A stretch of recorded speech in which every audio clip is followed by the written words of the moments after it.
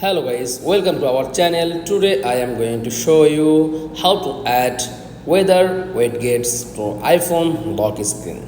Okay, so let's get started. Then first of all click on lock screen blank option and tap on edit. Click on add a widget.